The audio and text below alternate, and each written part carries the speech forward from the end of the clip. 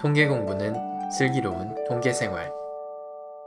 오늘은 이제 시계열 분석을 위해서 시계열 모델의 기초라고 하는 파트를 준비를 해봤고요. 첫 얘기는 시계열 예측은 어떠한 단계로 이루어지는가, 그리고 두 번째로는 시계열 모델을 이해하기 위한 이제 기초적인 통계 방법들 에 대해서 예제 두 개를 발표하는 걸로 마무리할까 합니다. 첫 번째로 시계열 모델이라고 하는 것은 FPP3 교재에 있는 챕터 1.6에 있는 내용을 발췌를 했는데요. 시계열 예측은 다섯 개 단계가 있는데 첫 번째 단계는 문제를 정의하는 것이다. 문제를 정의할 때에는 어떻게 모델이 사용이 될지, 그리고 예측 모델을 실제로 누가 어떠한 조직이 요구하는지, 그리고 그 요구와 실제 나의 결과가 어떻게 부합되는지를 다 이해를 하고 있어야 된다고 해요. 통계 분석하는 사람들이 분석을 해가지고 결과를 리포트를 했었을 때 그 예측을 사용하는 사람들이 좀 받아들여져야 되지 않나라는 생각이 들고요. 최근에 이상님께서 인터뷰를 하셨던 데이터 사이언티스트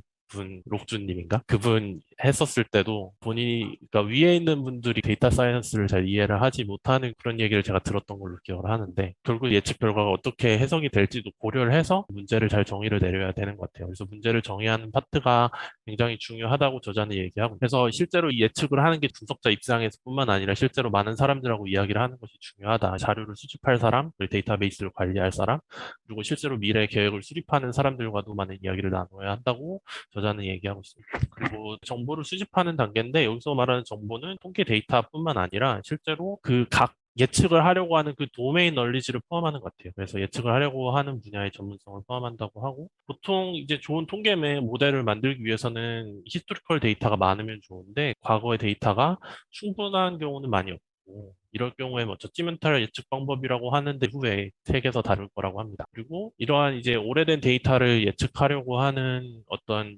시스템이 있잖아요. 근데 구조가 시간에 따라서 계속해서 변해가기 때문에 예전에 있었던 데이터에서는 미싱 밸류가 너무 많거나 유용하지 않은 경우가 많이 있다고 해서 이럴 때는 가장 최신 데이터들로만 또 사용하기도 한다고 하네요.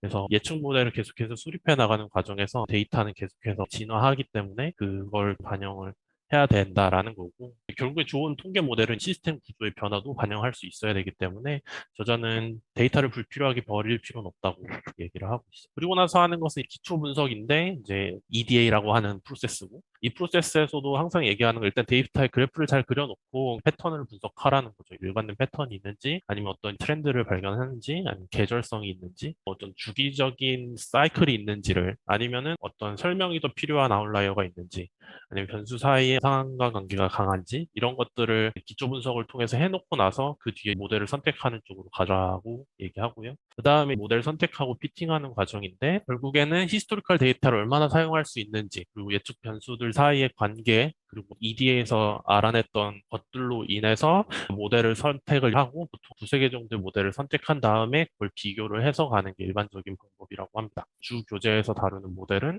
리그레션 모델, 익스포넨셜 스무딩 메소드, 그다음에 아리마 모델, 그리고 다이나믹 리그레션, 하이라키 포레스트 포캐스팅, 그다음에 뉴럴 네트워크랑 벡터 오토 리그레션까지 이 책에서 다룬다고 합니다. 이 모델들을 이해하는 것은 추후의 과제로 넘겨두고, 저희는 모델들을 이해하기 위한 기초적인 분석 방법에 대해서 얘기를 해볼까 합니다. 그리고 이 모델을 이제 선택하고 파라미터를 추정을 하면 그 빌딩된 모델을 이용해서 실제로 예측이라는 과정을 수행을 하죠. 그래서 이후에 평가를 하는데, 정확도를 평가하기 위한 방법들도 많이 개발이 되어 왔고, 미싱 밸류나 아웃라이어 처리하는 것, 그리고 시계열이 짧을 때 어떻게 처리하는지, 그것들에 대해서도 책에서 다룬다고 하고 있습니다. 이게 그 시계열 데이터 예측에 대한 종합적인 다섯 단계라고 보시면 될 것 같습니다.